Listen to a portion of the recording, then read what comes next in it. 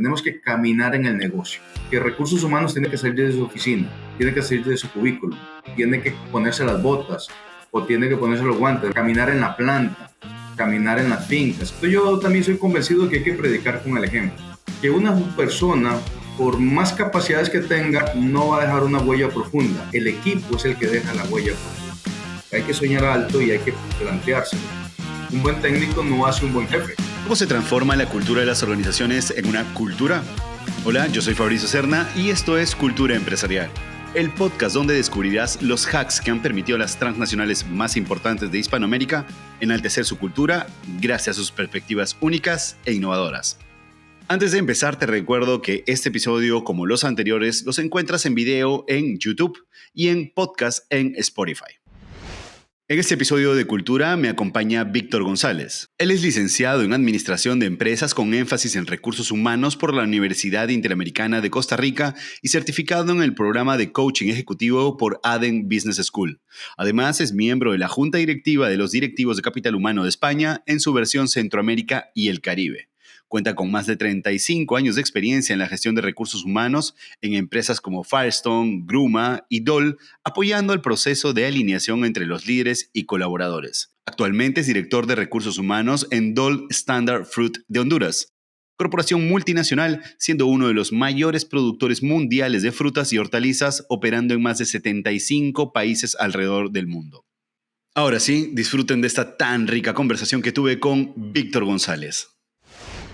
Víctor, ¿cómo estás? Buen día. Bienvenido a Cultura Empresarial. Gracias por tomar esta llamada, socio. Gracias, Fabricio. Más bien, gracias a vos, definitivamente, por esta oportunidad que me das y de poder compartir un rato.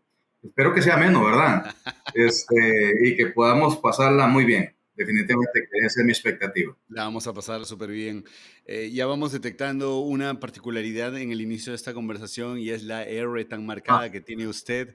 Pero usted está en Honduras, pero esa R no es necesariamente de Honduras. ¿De dónde eres, Víctor? Bueno, precisamente todos me hacen esa observación. Soy de Costa Rica, soy tico, pura vida. Pura vida, Víctor. Yo no escucho ni siento la R, pero todos me la dicen. Hace 10 años estamos aquí por tierras catrachas. Tengo la bendición de estar caminando estos 10 años por acá y definitivamente ha sido una experiencia muy rica. Más allá de lo que vamos de todas maneras a repasar en unos minutos, me refería con esto a la familia. Fuera de la familia, ¿qué es lo que más extrañas de Costa Rica? Wow, muchas cosas. La tierra es la tierra, las raíces las raíces. Extraño a mi familia, a mis padres, a mis hermanos, mis hijos que están allá. Definitivamente que sí, la familia, pero si vamos muy puntual, algo menos profundo, el gallo pinto. El gallo pinto. El famoso gallo pinto, que quizás no se van a ubicar nuestra gente, pero es un plato típico.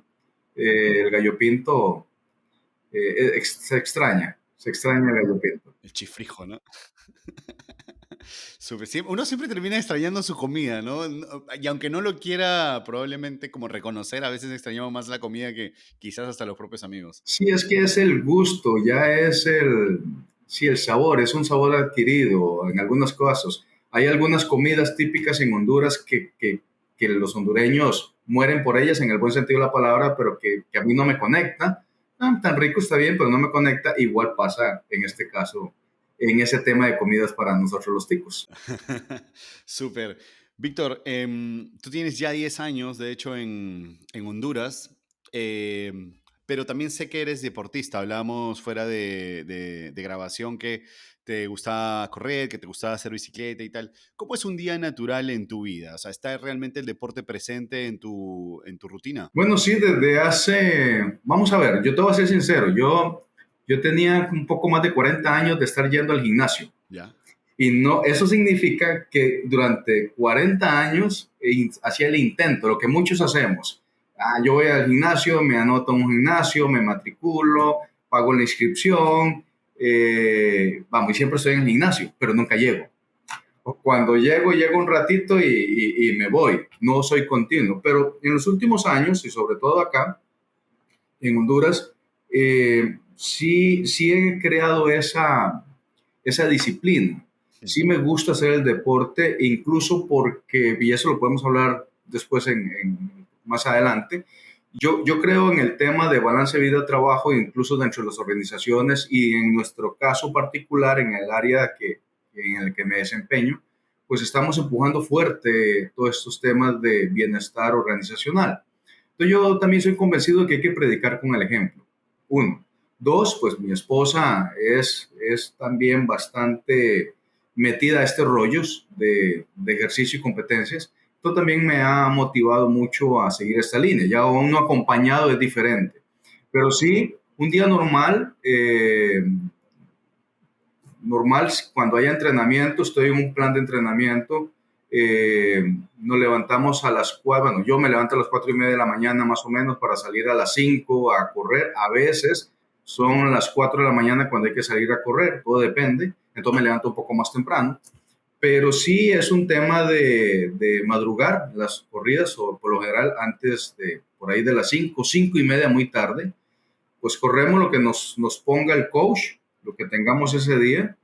A veces son 40 minutos, ejemplo, para este sábado ya estoy pensándolo, es hora y 20, para otros eso es un paseo, Claro, claro. Para ti pero es un para fin. uno, yo no soy un corredor profesional, soy un corredor amateur, eh, entonces como que 10 minutos ya es mucho, 1 hora y 20 ya es bastante, 1 kilómetro es mucho, 21 kilómetros es toda una odisea y ya hemos corrido 21 kilómetros. Entonces, corremos en la mañana, trabajamos un día normal y trato en la tarde, trato de ser muy riguroso en la salida en la medida de lo posible y cuando estoy aquí en la oficina central, me voy tal vez 1 hora a sufrir, no, a vivir la experiencia también en el gimnasio. Ajá, ok. Eh, pero entre estas dos, entre correr y gimnasio, te comentaba extra cámaras, pues me gusta más la bicicleta y sobre todo la bicicleta de montaña. Ah, de montaña, ok. Sí, me gusta la bicicleta de montaña, me gusta la, sentirme libre, me gusta la naturaleza, me gusta ir no en asfalto, sino en carretera de otro tipo, ¿verdad? Pero tratamos de hacer de todo un poco y también tratar de mantener ese balance en la comida que también es otro gran reto. Sí, claro, sin eso no lo logramos. Usualmente a veces uno como los consejos que los coaches de entrenamiento suelen dar, pues uno trata de llevarlos a cabo, ejecutarlos y tal, pero finalmente se ven muy lejanos porque los coaches mismos son medianamente lejanos con muchísima experiencia que tienen. Pero tú que lo tienes medianamente más cerca, el hecho de haber entrado en la disciplina y haberte puesto en disciplina y tal, ¿cuál sería el mejor método para entrar en una vida deportiva? Hablemos específicamente de intentar correr como lo haces con tu pareja. ¿Qué es lo que importa? ¿El tiempo? ¿Importa la distancia? ¿Importa la perseverancia? ¿Qué es lo que más importa? Creo, Fabricio, que lo que más importa es encontrar el por qué lo haces. Si tienes un propósito, si tienes una ilusión, lo disfrutas. Porque, perdón, cuando me levanto a las 4 de la mañana o 4:30 o 5 que sea, yo digo, ¿y qué estoy haciendo, por Dios? ¿Por qué hago esto? Yo quisiera correr dormido, eso es imposible. ¿Por qué? Porque todavía uno se está despertando, ¿verdad? Pero ya cuando voy en ruta, como dicen, me siento que estoy haciendo la diferencia. Mientras otros están durmiendo, que también se vale y es necesario, yo ya estoy activo. Entonces yo creo que lo más importante es enfocarse en por qué lo está haciendo y después ir poco a poco. Yo tengo un eslogan en la competencia es conmigo mismo, Ujú. no es con los demás. ¿Por qué? Porque si yo empiezo a correr, otros corren muchísimo más rápido que yo, otros corren más distancia que yo, otros corren mejor, sí, ellos sí se ven corredores de verdad, como digo yo, y yo soy una caricatura en el buen sentido de la palabra, ¿verdad? Y no me estoy minimizando, lo que estoy diciendo es, no compitas con los demás, no te compares con los demás, ve a tu ritmo. Y ejemplo, aunque puede ser que los coaches me vayan a jalar las orejas, pero en el gimnasio, cuando me ponen un ejercicio de levantar, voy a decir un ejemplo, 50 libras, un ejemplo nada más, ¿verdad? No. Usted querrá que yo levante 50 libras, pero no puedo o me cuesta. No, voy a empezar con lo que yo puedo hacer. Entonces, vuelvo al punto, es algo mío, algo para mí y no es para los demás. Ese es el secreto, creo yo. Me parece súper, súper interesante. Y solo para cerrar con esto, en verdad, yo encantado si nos quedamos conversando un poco de esto, porque está bueno también, no solo por un lado, conocer los otros ámbitos personales de los profesionales con quienes conversamos, por ejemplo, en cultura, que con otros colegas tuyos hemos hablado de diferentes otros temas, sino porque creo que realmente yo sí confío mucho en la participación del deporte en tu vida personal para lograr otra serie de objetivos, ¿no? Y solo te decía, para cerrar con esto, ¿cuán importante es realmente hacerlo acompañado? ¿Influye o no influye que tu pareja sea deportista o amateur, lo que sea, pero que haga deporte contigo? Bueno, en mi caso muy personal, yo corro con ella. Sí, Lo que quiero decirte es, no importa si ella corre rápido o corre lento, yo corro a la par de ella. ya, vale, vale. Ojalá que corra lento, o sea, ojalá que corra al ritmo que yo pueda correr. Yo quizás puedo correr un poco más rápido hoy, no todos los días, pero no, yo cuando salgo a correr es con ella y entonces sí para mí es muy importante el acompañamiento, porque incluso hemos corrido a veces donde uno no tiene ganas de salir a correr y mi esposa me motiva. Hemos corrido donde ya ella está, como decimos nosotros aquí, ya llegó, dio su máximo y estamos en una carrera, por ejemplo, como la última que hicimos, 21 kilómetros, ella ya estaba un poquito, vamos a ver, utilizando su reserva, Sí, claro. como digo yo, y el hecho de estar corriendo juntos, de motivarla, de llevarla de la mano, no de la mano literal, pero ir a la par de ella, motivándola, es importante. Entonces yo sí creo, en lo personal creo, que el hacer actividades en conjunto con otros ayuda bastante, definitivamente, para que nos ayuden a enfocarnos. Y me encanta este cierre que das porque al final habla mucho también de que casi todo en la vida se trata, en algunos casos, de trabajo en equipo, ¿sabes? Así Y es. claro, Yo entonces, al menos creo, partiendo de ese último comentario que toca Fabricio, que una persona, por, por, por más capacidades que tenga, no va a dejar una huella profunda. El equipo es el que deja la huella profunda. Y el equipo es el que hace la diferencia. Una persona se va y cuando él se va se acaba todo. Cuando vas formando un equipo, cuando se va consolidando un equipo, no importa quiénes vienen, quiénes van, el sistema fluye. Esa es mi forma de pensar y así lo he aplicado en todo sentido, en todas las áreas de mi vida. concuerdo muchísimo contigo. De hecho, en Decibel 85, en esta productora, grabamos un episodio, bueno, hicimos un podcast con una de las farmacéuticas con la farmacéutica más importante de Perú, con farmacias peruanas. Y el CEO, en una entrevista que yo le hice, me decía, la estructura del equipo responde exactamente igual que a una carrera de ciclismo como el Tour de Francia. O sea, siempre va a haber uno que gana, pero ese que gana no gana porque es el más velocista, no, no. Es porque todo un equipo ha estado jugando estratégicamente con él para hacer que él al final se despunte y gane, ¿no? O sea, siempre es en equipo todo. Es correcto. Y definitivamente que el objetivo es común, no es individual. Y prevalece más el bien común que el bien individual. Claro, claro. Y aunque este gane, es el esfuerzo, ha sido el esfuerzo de todos. Es que es el equipo, Claro. es el equipo, realmente. Y así hay que hacerlo sentir y sentirlo también uno, creerlo. Yo quiero retroceder ahora sí, llevarte hacia allá el campo profesional y quiero retroceder hasta el año probablemente finales de los 80 cuando estabas en Firestone y veías nóminas, eras jefe de nóminas. ¿Te recuerdas? O sea, volteas y te ves, ¿cómo te ves? ¿Cómo lucías en esa época? ¿Qué características tenías? Interesante.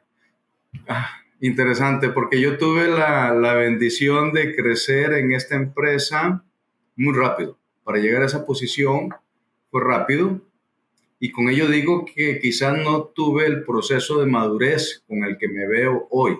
Por eso lo menciono. Es interesante esa experiencia y a título personal lo comparto y por eso es importante fijarse metas. Yo, yo salí bueno, cuando estaba estudiando, 2 años antes yo dije, yo voy a trabajar en Firestone. No conocía a nadie de Firestone, no sabía ni cómo llegar a Firestone. Te son las mejores historias, ¿eh? Cuando uno visualiza, ¿no? Sí, entonces tampoco voy a decir y que los astros se alinean, bueno, sí, obviamente los astros se han alineado, pero y todo dice algo raro. No, no. Simplemente era un deseo. ¿Y por qué Firestone? No, no sé. E incluso cuando le decía a mis compañeros, yo voy a trabajar en Firestone, porque en aquel entonces tendría 16 años, Sí. 15 años cuando lo dije. Pero usted y Firestone en ese momento, y todavía hoy, ¿verdad? Pero digamos, estoy hablando de la empresa en ese momento, era una mega empresa, ¿no? Entonces, como que soñar en Firestone era, hey, no sueñes tan alto. Pero ese es el otro mensaje, hay que soñar alto y hay que planteárselo. Y la vida, Dios, me fue abriendo oportunidades. Hice mi pasantía en Firestone y antes de concluir la pasantía ya me habían contratado. O sea, no me había graduado y ya estaba contratado. Ahí es donde empieza mi historia. Y cómo, por eso digo, cómo lo veo. Un muchacho con mucho ímpetu, con muchas ganas de comerse, como creo que hoy en día también pasa, de comerse el mundo, con ganas de aprender, con ganas de demostrar su valía, pero igual, como buen muchacho que era, mi jefatura llegó a los 19 años, inmaduro, Claro. con falta de experiencia, y ahí volvemos al tema, quizás un buen técnico, no sé, hay que preguntarle a mi jefe de ese entonces, bueno, si me pusieron ahí es por algo, pero un buen técnico no hace un buen jefe. Claro. Y eso es un elemento que he ido aprendiendo. Entonces, un muchacho con muchas ganas, pero que definitivamente sí le hacía falta mucha experiencia, muchísima experiencia. Y te puedo decir que todavía hoy en día digo que todavía estoy trabajando, Claro, sigo claro, trabajando en esto. esto no para. Sí, no, uno, uno siempre recuerda quizás cuando asumió una jefatura muy joven, probablemente quienes pagaron los platos rotos de ese proceso de aprendizaje fue el equipo, ¿verdad? Sí, definitivamente que sí, y me da pena reconocerlo, pero también hay que ser humilde para decir si ellos pagaron los platos rotos. Sí, sí, sí, sí, me ha pasado exactamente igual, pero son grandes amigos ahora y a todos les he dicho, "Oye, le lamento muchísimo, pero aprendíamos a ser jefe todos juntos, ¿no?" Y son experiencias que al final del día, Fabricio, se capitalizan. O sea, si uno las sabe capitalizar, es lo que más nos enseña, nos muestra hacia dónde ir, ¿verdad? Ujú, ujú. Una de las cosas que me llama mucho la atención es que en ese momento tú llegaste en Firestone llegaste a ser jefe de nóminas. Sí, Y una de las cosas que hablábamos justamente fuera de la grabación es que tú decías, a veces, y quiero que me expliques esto porque de pronto y no le he pillado mucho, no le he pillado muy bien, entonces a veces no logro comprender por qué nómina está dentro de recursos humanos. ¿Podrías desarrollar esta idea? sí, está interesante el concepto. Incluso, realmente nóminas es un tema de números y contable. Sí, Yo al menos en lo personal, por lo que he caminado, creo que el área de nóminas, desde el punto de vista tradicional, que es el de pagar, debería estar fuera de recursos humanos. Pero en el contexto actual, en la visión actual y que yo comparto del enfoque estratégico, de análisis, de aporte significativo dentro de la organización, la nómina tiene un insumo sumamente importante del headcount, de la fuerza laboral. De ahí se paga en muchas empresas, la nómina representa más del 20, 30 o hasta más del 50% del costo del producto que están desarrollando. Entonces, lo que viene, lo que trae la nómina como un insumo de análisis, de estadística, de ver oportunidades de mejora, de eficiencias, definitivamente a la luz y amarrado a los planes estratégicos de recursos humanos, sí empata. Sí empata. El pago por se, no, pero sí es necesario. Alguien lo tiene que hacer porque el pago hay que hacerlo y es sagrado para todos. Y para eso también trabajamos además de otros elementos, pero el pago es un elemento que uno espera recibir. Pero incluso yo utilizo la filosofía, a los encargados de nómina les digo, ustedes son analistas de nómina, ah, mira, claro, no son hacedores, de data, claro. sí, son analistas. Es más, el hacer la nómina, busquemos la forma más simple y más práctica para darle un enter y ya se calculó la nómina. Ahora sí, ¿qué viene después? Es ahí donde empieza la magia de alinear esto con, con la oportunidad que tiene recursos humanos de llevar a la mesa un análisis más profundo, ahora sí, entrando a producción, entrando a ventas, entrando a otras áreas que usualmente no entraba. Víctor, ¿podríamos hacer suma ahí? Me gustaría como ponerte en escenarios o que tú nos ayudes a ponernos en escenarios de qué tipos de resultados, no hablemos de manera particular de la empresa en la que estás ahora, sino de manera genérica de un análisis de nómina, ¿qué tipo de resultados podríamos observar una vez que ya hemos pasado ese proceso? Es que precisamente estos análisis lo que nos lleva es a revisar la estadística y la eficiencia de los procesos. Eh, Saber si lo que estamos pagando va acorde a lo que estamos produciendo. Si las tarifas o los salarios que se han establecido buscando, y sobre todo la compensación variable, buscando un objetivo, se está cumpliendo. O si el tema sobre todo las relaciones con sindicatos y demás acuerdos que hay ahí, están dando los resultados y es un ganar-ganar. Yo creo que al final del día tenemos que construir relaciones y un enfoque de ganar-ganar. Entonces, una vez que nosotros podamos identificar si el pago que estamos haciendo en verdad es acorde a lo que se está recibiendo o a lo que se está pagando. A veces decimos, estamos ganando mucho, pero ¿cuánto es el costo de esta ganancia?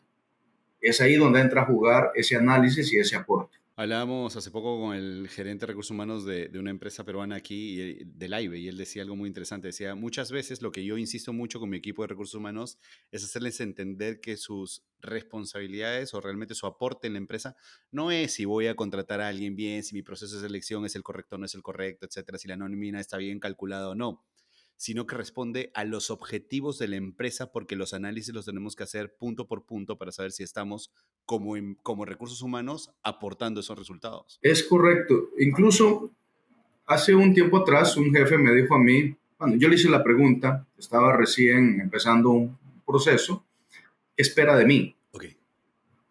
Y él me dijo, ¿sabes qué, Víctor? Yo espero que tú me aportes y le aportes a la organización, no desde el punto de vista de recursos humanos, sino desde el punto de vista de negocio. Ah, caray. Me puse a pensar y todavía sigo pensando porque hay que... ¿Y cómo es eso? Sí, no quiero al experto de recursos humanos opinando en la mesa directiva. Quiero a un experto en el negocio. Para el negocio tienes que caminar en el negocio y tienes que conocer muy bien lo que haces y cómo lo haces, pero yo esperaría que alguien de esa mesa, antes de tomar una decisión, pregunten, hey, Víctor, ¿y tú qué opinas?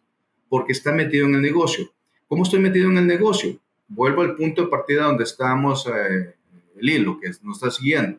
Bueno, puedo opinar en el área de producción, en el tanto la nómina me esté dando insumos que yo pueda hablar con propiedad de los resultados de producción. Puedo aportar desde el punto de vista de recursos humanos, pero del negocio, en el área de ventas, si yo puedo hablar si el plan de compensación variable está respondiendo a mover los resultados o utilidad del negocio. Claro. Entonces, esa es la diferencia. Y sí, coincido en que definitivamente hay que pensar fuera de la caja, incluso recursos humanos, igual que todas las otras áreas, tienen que aportar a las utilidades del negocio. No podemos estar ajenos a esto.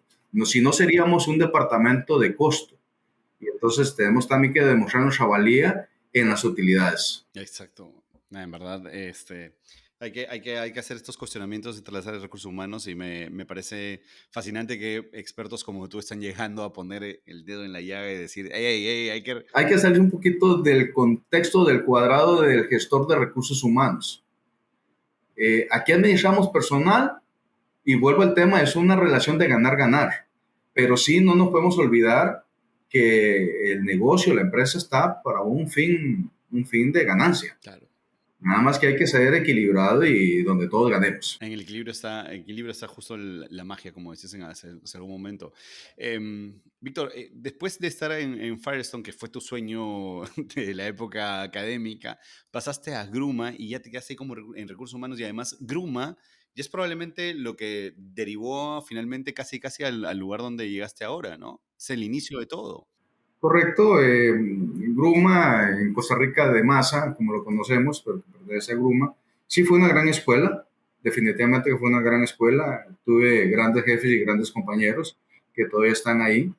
Eh, sí fueron muchos años, e igual, como lo mencionábamos en algún momento, sí me permitió pasar por todos los procesos de recursos humanos en el que fui aprendiendo, fui moldeándome, en el que tuve la oportunidad de estar a la par de expertos y que también igual tuvieron la paciencia de mostrarme el camino, porque al final del día hay que ser humilde y reconocer que uno no lo sabe.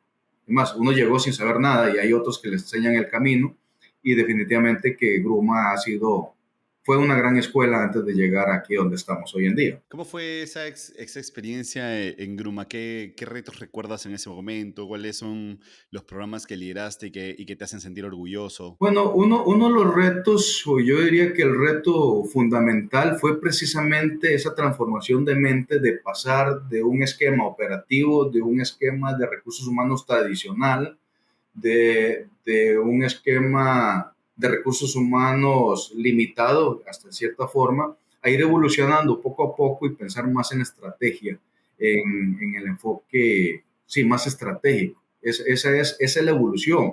Nosotros, yo tenía un jefe ahí que decía, bueno, nosotros hacemos en su momento, hacemos un 80% al operativo y un 20% estrategia.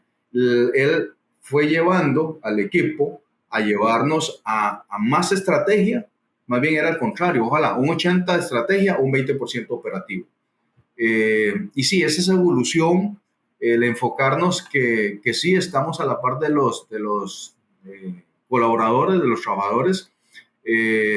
Ulrich bien decía el campeón de los empleados, pero también hay otros elementos que no podemos olvidar, que es el agente de cambio, el agente administrativo, y definitivamente el estratégico. Yo al menos en lo personal me fascina la parte de la estrategia y darle un enfoque y una visión de estrategia. Y ahí es donde empecé el mayor aprendizaje y a moldear ese pensamiento de enfoque de negocio. ¿Y cuáles son las técnicas o las tácticas para lograr alinear a tu equipo bajo la estrategia que tú ya, porque probablemente una de las cosas que ocurre siempre es que como un líder tú ya más o menos has visualizado la estrategia o la has conversado a nivel de alta dirección y tal, más o menos la han pensado un poquito, pero ¿cómo alineas al equipo para que vayan justo ahí? Bueno, definitivamente lo que primero hay que hacer desde mi punto de vista, Fabricio, es invitar y mostrarle el camino al equipo que tenemos que caminar en el negocio, que recursos humanos tiene que salir de su oficina, tiene que salir de su cubículo, tiene que ponerse las botas o tiene que ponerse los guantes, lo que sea, donde uno esté, caminar en la planta, caminar en las fincas, subirse a un carro y ir con el agente vendedor, conocer qué es lo que hacen, cómo lo hacen. Ya, eso ya nos va dando un enfoque de negocio y pensando más allá de lo tradicional de recursos humanos. Lo otro es definitivamente, a la par de rodearse de gente externa y interna que vaya más adelante que nosotros. Yo creo que el secreto siempre es de rodearse de gente que te aporte. Y estoy hablando aquí de externos, no hay que ser humilde para reconocer que no todo lo que nosotros hacemos en una organización es lo último, y es lo más novedoso. Hay que atreverse a ir a buscar constantemente el mercado, ver las buenas prácticas que hay, tratar de hacer el enlace con otros colegas, de escuchar lo que están haciendo y también de invitar a este equipo, porque yo procuro no ir a las reuniones de estos acercamientos de nuevas prácticas o mejores prácticas, ir solo, más bien trato de llevar más gente. ¿Por qué? Porque esto lo tenemos que escuchar varios. Claro. Entre más escuchemos el nuevo verbo, las nuevas tendencias, algunas aplicarán, otras no aplicarán. Esto no es una camisa de fuerza. Hay que también tener la sabiduría de, bueno, esta iniciativa no aplica o este proyecto no aplica para este rubro o para nuestra organización. La manera de reinterpretarlo también cambia, pues si llevas a varias personas a que puedan escuchar eso, ¿no? Claro, entonces vamos cambiando el verbo y vamos escuchando que no es Víctor o tal persona, sino más bien la tendencia de mercado, la tendencia mundial, es estar buscando constantemente el cómo actualizarnos, pero sobre todo el escuchar a gente que ya ha pasado por esto. Perdón, no insista con esto, pero si hablásemos, por ejemplo, de a nivel, o sea, de manera tangible, ¿qué gran cambio lideraste dentro de Gruma? Cambios específicamente, ahí podríamos decir pasar de un tema más de oficina y atrevernos a tener un contacto más directo con nuestra gente en el campo. Ok. muy puntual. Y eso, de ahí donde viene todos los insumos que uno puede extraer. Eso te mueve la aguja por completo. Sí, Sí, el acercar al equipo totalmente te da otra perspectiva sí. del desarrollo del negocio, ¿no? Hacerlo sentir más cerca, que no precisamente es en el enfoque que el colaborador espera. También hay que caminar con ellos, entender sus necesidades, pero también hacer, formarlos que la empresa también tiene requerimientos y necesidades que tiene que atender. Luego de esto, Víctor, ocurre ya este mágico traspaso a Dole en la versión de Costa Rica, pero yo quisiera detenerme como un momento, justo en ese momento de transición. ¿Tienes alguna anécdota de contarnos cómo ocurre esa transición de una empresa a otra? Bueno, es una oportunidad que se me dio, ah, y Dios es el que va poniendo las cosas. Mm, Para ser sincero, la empresa Gruma en su momento tuvo una transformación organizacional bastante interesante. Habíamos varios líderes ahí de recursos humanos y en mi caso particular, pues me dijeron que la plaza que yo estaba ocupando, pues se iba a cerrar. Incluso me avisaron 3 meses antes ok. para ser transparente, porque y tampoco ese es el otro paradigma, es que cuando uno le dicen hasta luego en una empresa, uno cree a veces que es malo. Todo lo contrario, también hay una experiencia rica en esto. Claro, claro. Y la verdad es que también hay que verlo de forma natural. Yo lo vi de forma natural, claro, me preocupé, pero inmediatamente me ocupé. Viene el proceso de buscar nuevas oportunidades. Y ahí viene un tema interesante. Nuevas oportunidades, yo ya era una jefatura que para otras posiciones podría ser hasta una gerencia. Entonces empecé a buscar nivel de gerencia hacia arriba y cuento mi anécdota. Uno cree que ya está listo, uno cree que, bueno, ya estoy listo, ya he pasado por esto, ya he hecho aquello, ya he lo otro. Pero la experiencia de cómo entré a DOL, bueno, fue un proceso fluido. Una vez me llamaron, estoy colocando mis hojas de vida, me llamaron, pero no en la posición que yo hubiese esperado en ese momento, Ujú. sino en una posición muy similar a la que estaba en Gruma. Según yo, ya estaba para otras ligas. Pero el hecho de haber empezado donde empecé con DOL me ha permitido estar donde hoy estoy y todavía sigo trabajando para estar donde estoy, ¿verdad? Pero definitivamente es un proceso interesante porque me ayudó a una transición de crecimiento personal y profesional. Pero ese es el otro secreto, Fabricio, es el darse la oportunidad de crecer con el proceso. A veces vivimos y nos frustramos y no capitalizamos. No es fácil, no es fácil según las circunstancias. Si todo fuera ganar, ganar, ganar, uno le es más fácil, pero incluso también está escuchando que uno no aprende cuando gana, aprende en las derrotas, aprende cuando se equivoca. Y creo, en honor a la verdad, que es donde uno más aprendizaje tiene. Entonces hay que dejar que el proceso fluya y uno pasa por el proceso, no que el proceso pase por uno. Si uno pasa por el proceso, capitaliza el aprendizaje. Esto va de la mano también con nuestra propia capacidad de bajar las revoluciones y poder mirar en qué estamos y, como lo solemos decir, ¿no? Disfrutar el viaje, ¿no? Sí, correcto, correcto. Y es que también yo estos temas de crecimiento, que estamos hablando de transición y de pasar de un lugar a otro y demás, al final del día, el gran reto es lo que estás diciendo, vivir el momento, darse la oportunidad de crecer. Y a veces uno dice, está listo, pero no. También la banca, para hablar como una anécdota de fútbol, ahora que estamos en la Champions, no sé cuándo se va a ver esto, pero estamos hoy en día en un tema de Champions y los que nos gusta el fútbol, pues mira, tan importante es el que está en la banca como que el que está de titular, pero yo lo traduzco más de otra forma. Yo me tengo que preparar, yo tengo que, mientras espero esa oportunidad, tengo que estarme preparando. Eso es el entrenamiento de lunes a sábado, de lunes a viernes, no sé cómo entrenan estos señores. Yo, el día del partido, tengo que estar listo, tengo que calentar porque en cualquier momento puedo entrar. Entonces, El prepararme es el entrenamiento, el calentar para mí es el verme ya, visualizarme estando dentro de la cancha.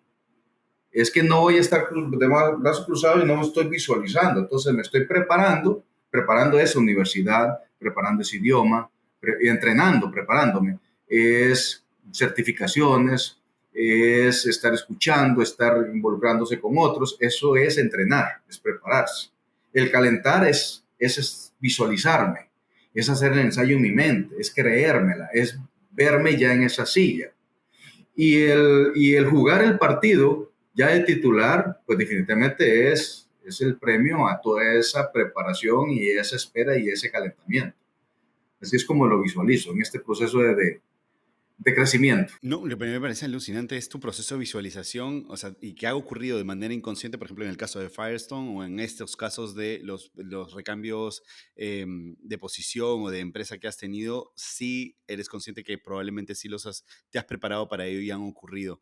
Pero también creo que esto es importante también que tengamos en cuenta es no caer en el síndrome del impostor, ¿no? Que cuando ese momento llegue, que cuando estés ahí, ¿cómo hacer para no autosabotearte? Oh, sí, eso es importante. Por eso les digo, es que uno tiene que creérsela antes. Yo a la gente que está conmigo y me apoya, les digo, créasela. Sí. Créasela porque es la única forma de avanzar. Si no se la cree, no vas a apuntar nunca a algo mejor o no vas a apuntar a donde quieres llegar. Y la pregunta es, ¿dónde quieres llegar? Hmm. Entonces una vez se dice, no, no sé, no, pero hazte la pregunta, ¿a dónde quieres llegar? Porque tienes que empezar a trabajar en eso, pero sobre todo a creérsela que sí puede hacerlo, que sí puede llegar. Y es cuando ya uno está de titular, como digo yo, en el campo de fútbol, es, bueno, es que ya me la creía, ya sé cómo hacerlo. Claro, sin ser arrogante, pues ya no es lo mismo estar en el campo de fútbol y mis compañeros, párate aquí, muévete allá, ve adelante, pues, me toca. Pero sí, ya me la creo, definitivamente que sí, y eso es antes. Qué bacán, Víctor, qué bacán, qué bacán. Oye, ahora hablemos específicamente de, ahora sí, en el caso de Dole, ¿cuáles eran los retos con los que te encontraste una vez que ya llegaste ahí, estabas en posición y iba a empezar el partido? ¿Qué retos tenías enfrente? Como toda organización, y no creo que sea solo de Dole, al final del día creo que muchas organizaciones están viviendo ese tema de las generaciones. Ujú. Una empresa madura, una empresa con tantos años, pues obviamente tiene sus prácticas, sus buenas prácticas, pero también tiene sus paradigmas, como todo, ¿verdad? Y viene una generación joven a competir con una generación más madura. Y ese es el gran reto. ¿Cómo hacer para enfocarnos a no competir, sino más bien a contribuir y a ser parte del equipo? Sí. Vuelvo al punto. No puedes tener, y perdona a los que no comulgan con el tema de fútbol, pero no puedes tener un equipo de fútbol y lo puedes cambiar de la noche a la mañana y sacar a los maduros, a los expertos y poner a los jóvenes. Necesita de los dos. Entonces yo creo que el gran reto acá, en general, y que tiene no solamente empresas como esta, sino la mayoría, yo le llamo el transitar generacional, no la transición generacional.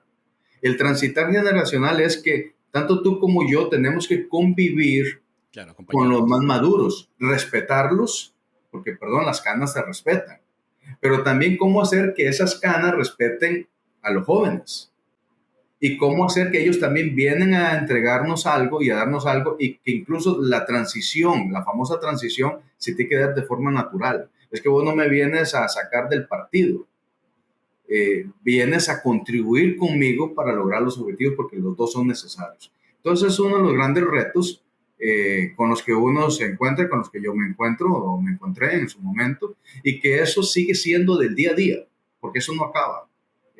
La vida sigue, los años siguen. Entonces lo que ayer yo era el joven, hoy ya no soy tan joven.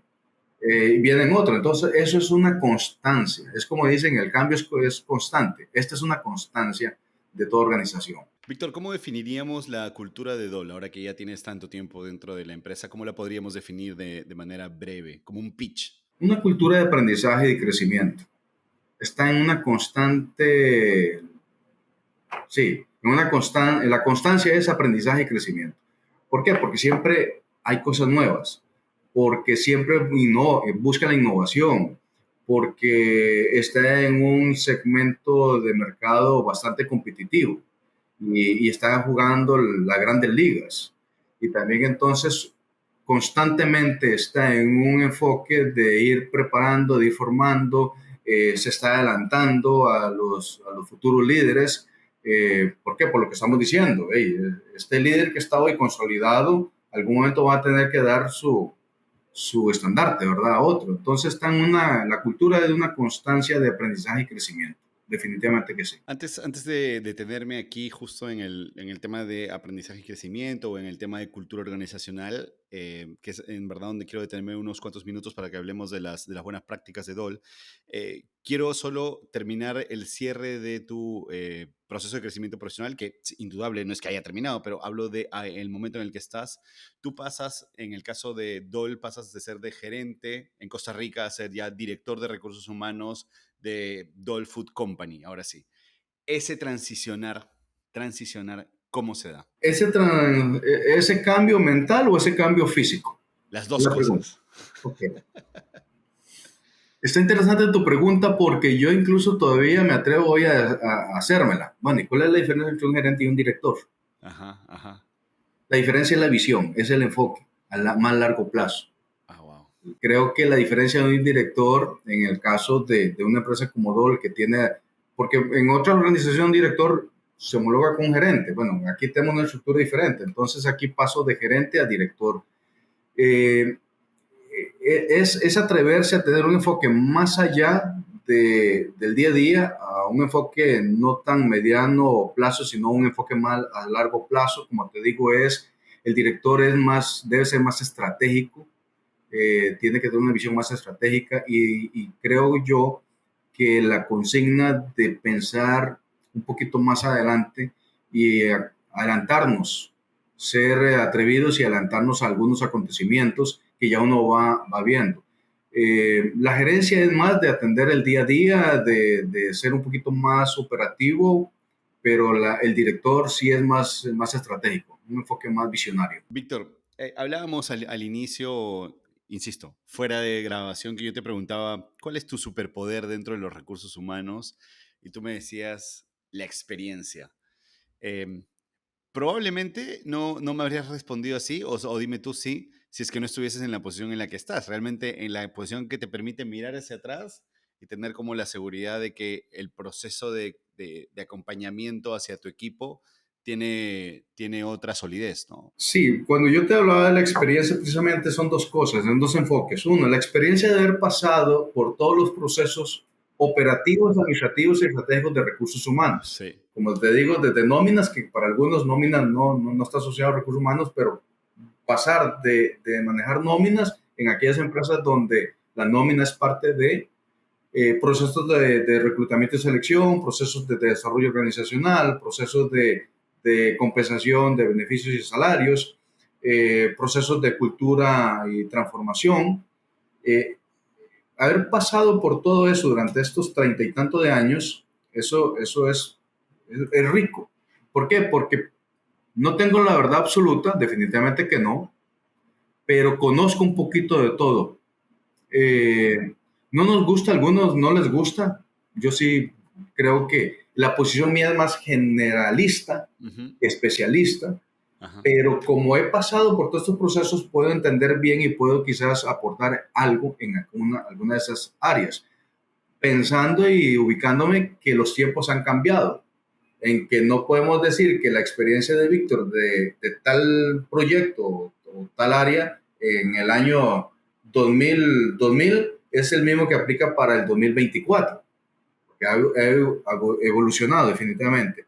Entonces, por eso me hablo de la experiencia y también la experiencia desde el punto de vista de formación, la experiencia que he ido adquiriendo formando gente. Así como he sido formado, yo creo que también estoy en la obligación y me encanta el poder formar, el poder ser un instrumento formador en otros. Entonces yo creo que esa es una de los superpoderes. Increíble, me encanta ese cierre porque claro, ahí está la idea, ¿no? O sea, han influido en mí, me han ayudado a ser en parte de lo que soy ahora y la magia está en que yo pueda hacer lo mismo con mi equipo, ¿no? Así es. Víctor, ¿qué gran proyecto te hace sentir orgulloso en estos momentos? Bueno, en general, y esto vuelvo al punto, no es solo, sino es desde mis superiores hasta el equipo que me rodea. El hecho de posicionar al área de recursos humanos en un campo, en una visión estratégica. Ujú.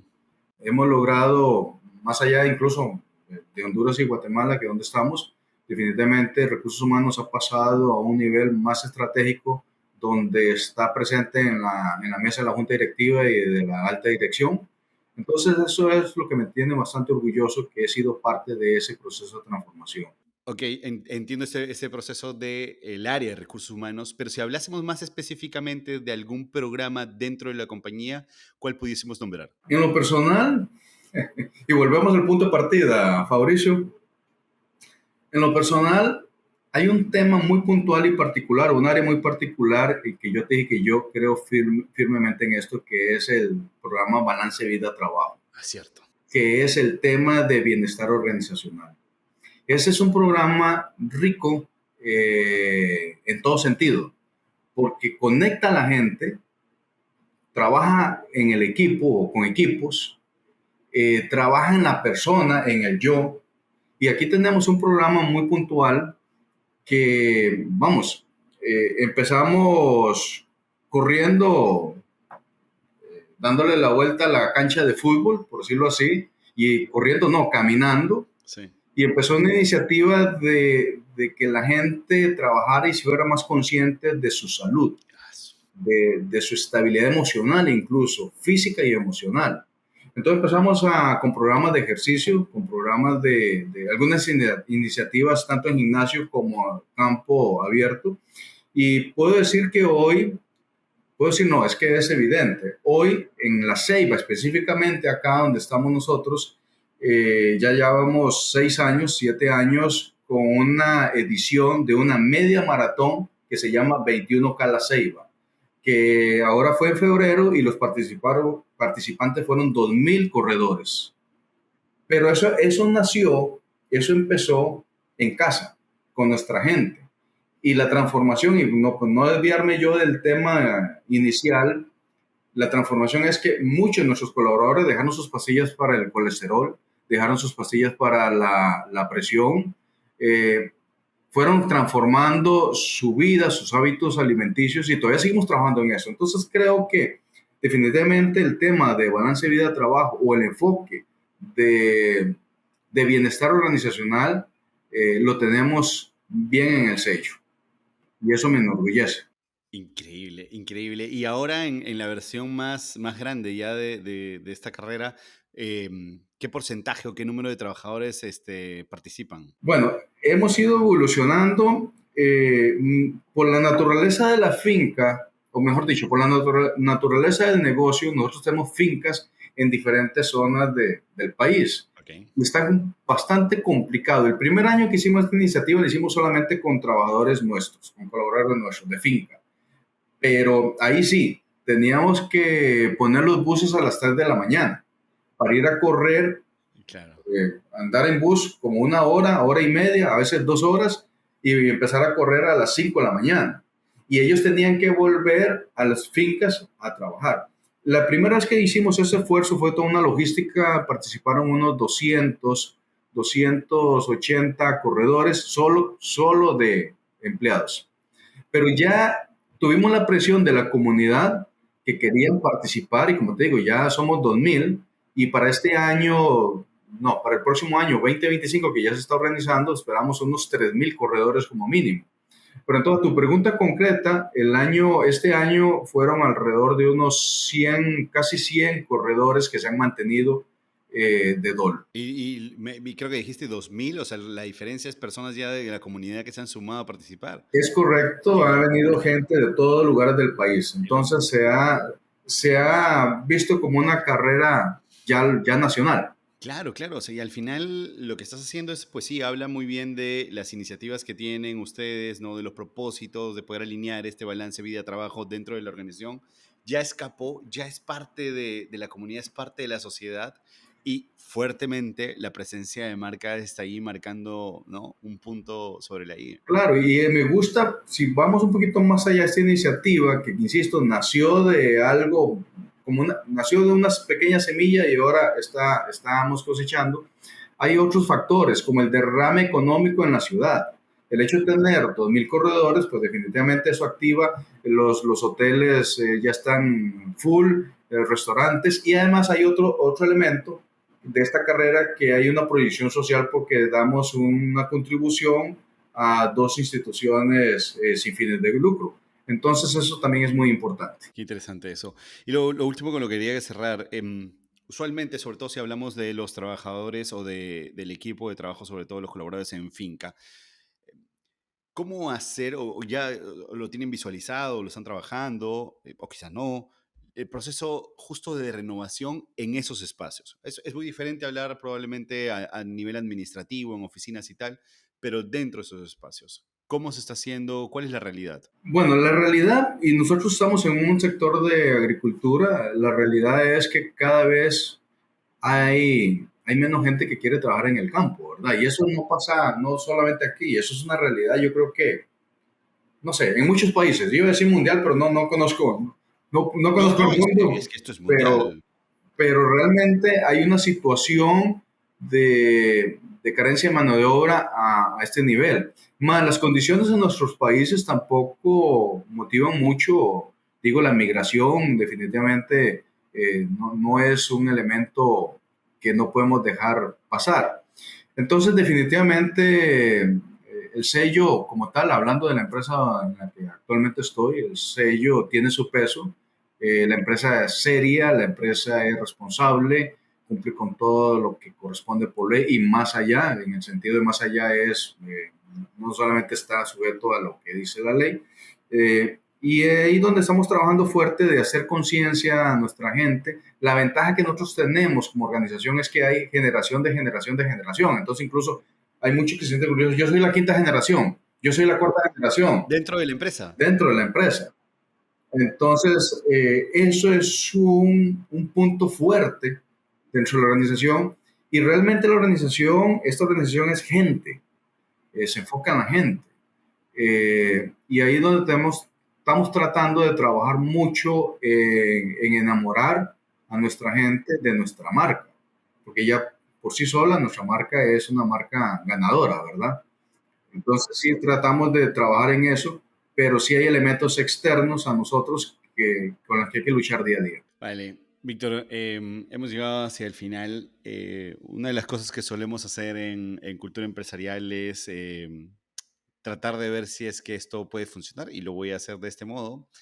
Probablemente dentro de algunos años, no muchos en realidad, ¿ah? Unos cuantos pocos o quizás meses, José Daniel y Ariana se topen con este episodio y se sientan orgullosos de esta conversación que yo también, a mí me ha emocionado muchísimo. Es una de las más ricas probablemente que hemos tenido en cultura empresarial.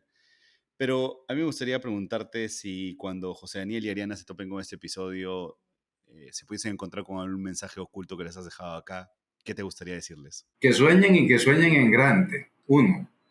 Dos, que no permita que nadie le corte las alas y que vuelen con alas propias, ¿no? Pero que tengan presente de que hay que ser constante, hay que ser disciplinado y hay que enfocarse y estar siempre sujeto a la adaptación. Definitivamente que sí. Y sobre todo, un mensaje, pues que hay que ser humilde. Hay que ser humilde y siempre reconocer que no estamos solos y que necesitamos siempre de alguien que nos dé la mano. Y que ellos se acuerden de eso para también extender la mano cuando ya ellos estén en esas posiciones. Perfecto. José Daniel, Ariana, pues ahí tienen el mensaje de Víctor. Muchas gracias, Víctor. Vamos a pasar a una última etapa. Esto se llama la pregunta terrorífica. A ver, Es un ficticio a donde los llevamos a ustedes para ver cómo reaccionaríamos, ¿vale? ¿sí? Vamos. Víctor, nos contabas que Dole Food Company acaba de confirmar que el 50% de la planilla que tiene va a ser dada de baja porque van a pasar a una parte más industrial, donde las máquinas van a prevalecer. ¿Cómo vas a hacer para darle soporte a tu equipo en los próximos días? Ser transparente, ser sincero, no engañar a nadie, enfrentar esto de una forma lo más optimista posible, pero sin engañar a nadie. Ser transparente, como siempre lo ha sido esta empresa. Corto, preciso, pero ya está. Es que no hay de otra, no hay de otra. Es que, durísimo, ese escenario es durísimo. sí, a veces las malas noticias no se quieren dar, pero hay que darlas, pero no engañemos a nadie. Preparémonos. Claro que sí. Enfrentemos esto. Víctor, en verdad, muchísimas gracias por haber estado en Cultura Empresarial. Gracias por tu tiempo. No, gracias a vos y definitivamente me agradó esta conversación. Víctor González y Dole Food Company son unos grandes referentes de lo que es la cultura empresarial. Gracias, socio. En serio, un abrazo. Nos estamos hablando. Gracias. Así terminó mi conversación con Víctor. Si algún pasaje de este episodio te ha resonado, tu misión hoy es compartirlo. Y nos serviría mucho si te suscribes a nuestro canal de YouTube o nos dejas 5 estrellas en Spotify. Eso nos ayudaría a llegar a más personas interesadas en este tipo de contenido como tú. Yo soy Fabricio Serna. Gracias por llegar hasta aquí.